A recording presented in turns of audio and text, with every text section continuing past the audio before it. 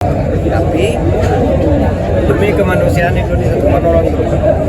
Orang Rohingya masuk ke sini jumlahnya sekarang sudah 1.400, dan itu terus bertambah karena gelombang pengungsi itu datang. Terus Malaysia sudah tutup, Australia sudah tutup, sehingga Indonesia itu turun tangan. Tapi turun tangan terus-terusan ini kewalahan. Orang Aceh sudah menolak.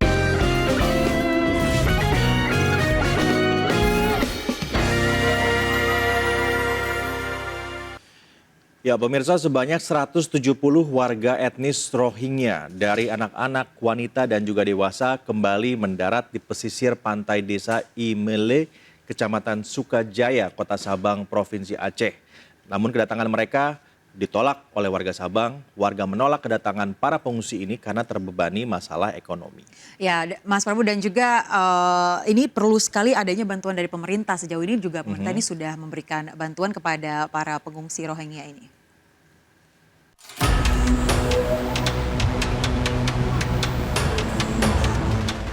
Jika 10 hari lalu, 213 warga etnis Rohingya mendarat di kawasan Pulau Sabang, lalu ditolak warga Sabang, saat ini para pengungsi itu kembali berlabuh di ujung barat Sumatera. Setelah memberikan sejumlah bantuan, warga dan perangkat desa meminta para pengungsi segera dipindahkan dari desa mereka. Dan jika tidak dilakukan penanganan, maka warga akan memaksa para pengungsi untuk naik ke kapal mereka yang telah digunakan sebelumnya. Alasan warga Sabang menolak warga Rohingya karena kondisi masyarakat di desa tersebut sangat terbebani dengan kondisi ekonomi di tengah mahalnya berbagai kebutuhan pokok saat ini. Kami selaku warga Imele menyatakan kami tidak menolak keras atas kedatangan pengungsi Rohingya. Secara kemanusiaan kami akan membantu semampu kami untuk memberikan berupa bantuan seadanya. Dalam hal untuk penerimaan kami dari warga Kampung Imele, saya selaku kecil menolak keras. Sementara itu, Menteri Koordinator Bidang Politik Hukum dan Keamanan atau Menko Polhukam Mahfud MD menegaskan negara Indonesia saat ini membantu para pengungsi Rohingya demi kemanusiaan, meski Indonesia tidak menandatangani Konvensi Perserikatan Bangsa-Bangsa tentang pengungsi. Nantinya, atas dasar permasalahan tersebut, lebih lanjut Mahfud mengatakan pihaknya akan mengadakan rapat koordinasi bersama sejumlah pemangku kepentingan untuk mencari solusi agar pengungsi Rohingya bisa kembali ke negara asal melalui PBB. Tapi demi kemanusiaan Indonesia itu menolong terus. Orang Rohingya masuk ke sini jumlahnya sekarang sudah 1.400, dan itu terus bertambah karena gelombang pengungsi itu datang. Terus Malaysia sudah tutup, Australia sudah tutup, sehingga Indonesia itu turun tangan. Tapi turun tangan terus-terusan ini kewalahan. Orang Aceh sudah menolak.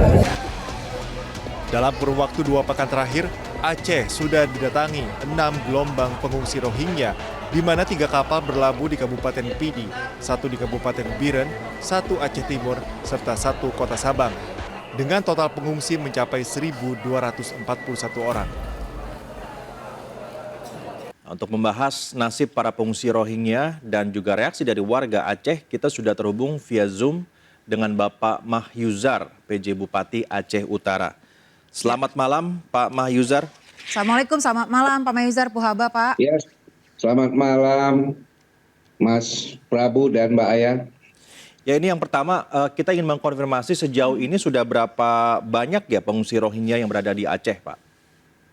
Nah, ini dapat kami sampaikan bahwa gelombang pengungsi kita itu mereka datangnya secara bertahap.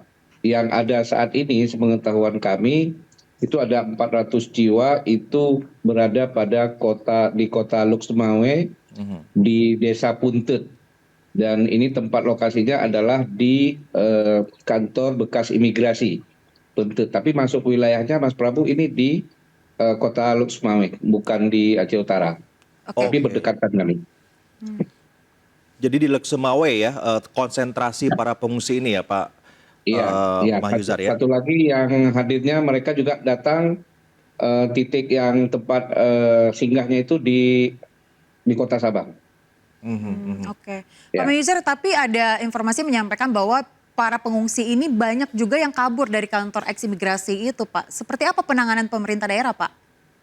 Nah ini Mbak Ayah, sebenarnya pemerintah Aceh kita tentu memahami betul, apalagi sudah pernah dikunjungi oleh Menko Polhukam, bahwa kita rasa kemanusiaan terhadap para pengungsi yang hadir. Namun kondisinya beberapa hal yang ini juga menjadi PR kami di daerah. Pertama adalah umumnya di beberapa titik yang tempat pengungsinya ingin mendarat, itu masyarakat kita memang menolak. Mhm. Ini tentu ada alasan, karena apa? 2017 juga dulu itu pernah kita di apa, pengungsi itu pernah mendarat di daerah kita. Namun mungkin masyarakat kita ini sudah pengalaman yang dulu. Mungkin budaya dan adat istiadatnya tidak sama dan mereka sepertinya merasa kesulitan dan keberatan. Dan pada sisi yang lain juga masyarakat kami, apalagi saat ini di akhir-akhir tahun ini daerah Aceh ini beberapa titik ini lagi banjir, Mas. Hmm. Dan juga beberapa sentral yang dikunjungi oleh Menko Polhukam, misalnya di daerah di Gampung di Blang Ado, di tempat kami dulu pernah ada shelter. Ini lokasinya juga nggak bisa dimanfaatkan. Jadi memang menjadi kendala juga bagi teman-teman UNHCR mencari tempat di daerah kami. Seperti itu, Mas. Oke, baik. Terus untuk dari, kalau kita lihat kan banyak yang kabur nih Pak Mayuzar.